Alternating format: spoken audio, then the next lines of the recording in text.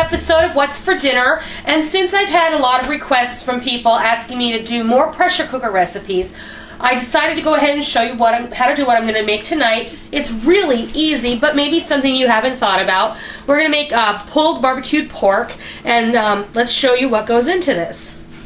I have a half of a whole pork loin, so this is probably 2.5 to 3 pounds. A cup of chicken broth, stock, bouillon dissolved in a cup of water. I'm going to throw in some dehydrated garlic and some dehydrated onion, and we're going to put this, and this needs to be thawed. You can do this from frozen, but you're going to have to do it for an hour and a half at least. Today I'm going to do this fully thawed, and it's at just about room temperature, and I'm going to do it for an hour. So I've got my pressure cooker over here. It's all ready to go. I'm just going to drop the pork loin right in there. It doesn't matter if it's folded up. It doesn't matter if you have to mash it up to get it in the container, because you're going to shred it later anyway, so it doesn't matter. Okay, then I'm going to take my chicken broth, and I'm just going to dump it in there, and there's some, yes, it was some Shirley J chicken bouillon that I dissolved in the water, so it may be a little grainy at the bottom there. And you have to be careful, because when you pressure cook, this infuses all these flavors in here, and this is about all the garlic I'm going to use, because it's going to be very strong, and that's one of the first things you're going to smell. But garlic goes with pork very well. Remember how I said beans and thyme go together like peas and carrots? Garlic and anything, really. I mean, within reason. But pork especially goes so well with garlic. And the same with the onions. The onions you can be a little heavier handed with if you choose.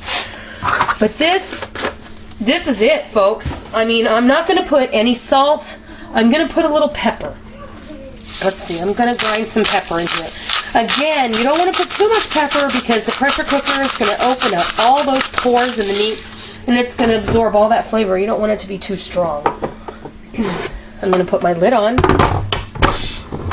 I'm going to make sure that my pressure gauge is turned to closed. This is like the pit cock on a regular pressure cooker. This is where your pressure is released and contained. So this would be released, and this is contained. So I'm going to make sure that the pit cock is closed, the pressure gauge. And then I'm going to come down here and I'm going to set this. And if you have an electric pressure cooker, make sure that you consult your manufacturer's recommendations. Now, the other day I used this and I had a boil over because I opened it too soon because I was impatient. And so I'm all nasty, and I didn't wipe it off good enough. Apparently I was in a hurry. So we're going to set it for meat, and we're going to increase the time to 60 minutes. And this is as far as this particular model will go. It won't go any higher than 60 minutes. So once this reaches pressure, it's going to cook for 1 hour, and then it will depressurize, at which point we will take the meat out and shred it, and then we're going to put our favorite barbecue sauce on it, and we're going to serve it on sandwiches. And I went ahead and I made some homemade sandwich buns today out of my Italian bread recipe, and as you know, a loaf of my regular weekly bread that we're going to have weekly Italian bread this week for lunch sandwiches. And you'll have to pardon me. Whole family's been sick this week. We're just all kind of getting over it, except for Molly, who's just now starting to get it because she's late and lazy. So anyway, we will be back as soon as this is done and depressurized, when we get ready to shred it, and I'll show you what happens next. Okay, we have been cooking for an hour after the pressure came up, and all of the water has almost evaporated because it became steam and escaped the vessel. So what we're going to do is we're going to take our meat. I'm just going to stick it in this bowl here that I've taken out, and it did brown a little on the bottom, but that's okay.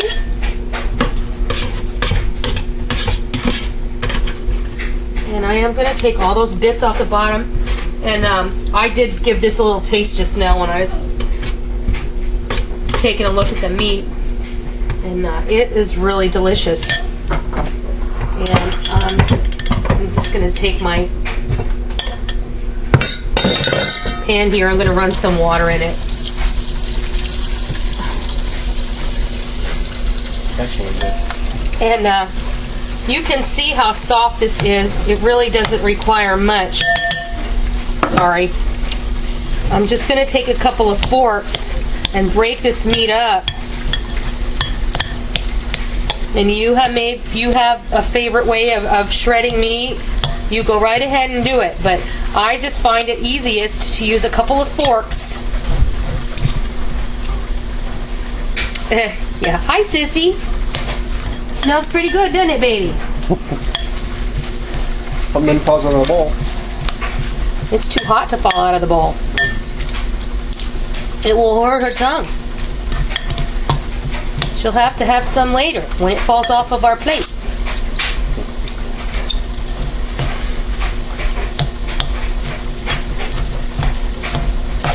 And just get those big chunks of meat nice and broken up. You're gonna wait.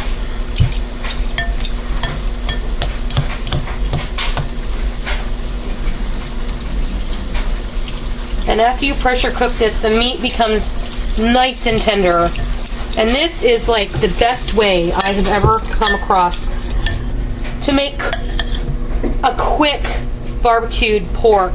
I have not tried this with beef because this pressure cooker isn't that large, and when I make barbecued beef I like to use a brisket.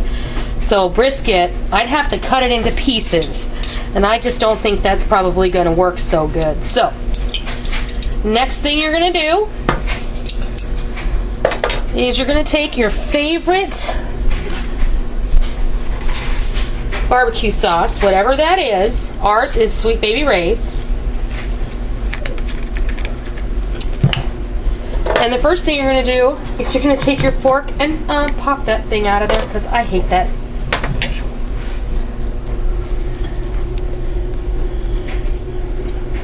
And this is a 28-ounce bottle. I'm going to start out with that much. And I'm just going to take my tongs and I'm going to let that meat soak that sauce up. And this meat is hot enough that the sauce is going to just heat right up there. And I think I'm probably going to use this whole bottle.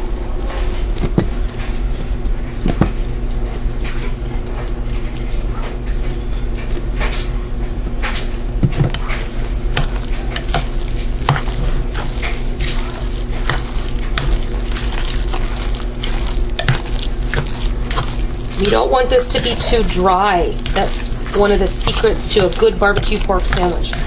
Now, this is my preference.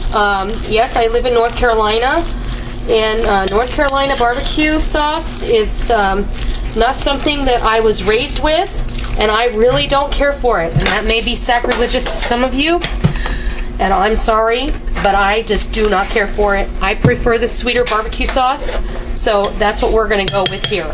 So, now, I'm going to go and I'm going to fix you a plate because I know you're hungry. So I'll be right back. There you have it. Barbecue pork sandwich on a nice homemade roll. I like to take a look at my crumb on my bread there and how delicious that barbecue pork looks on there. We're going to serve it with some coleslaw and some mac and cheese. This is really a no-brainer dinner. And I hope you try this, and I hope you enjoy it. Get that pressure cooker out and give it a try. Even if you don't have an electric pressure cooker, use your stovetop pressure cooker and give this a try. You will be amazed at how wonderful it is and how fast and easy it is. And I hope you give this a try. And until next time, I'll see ya.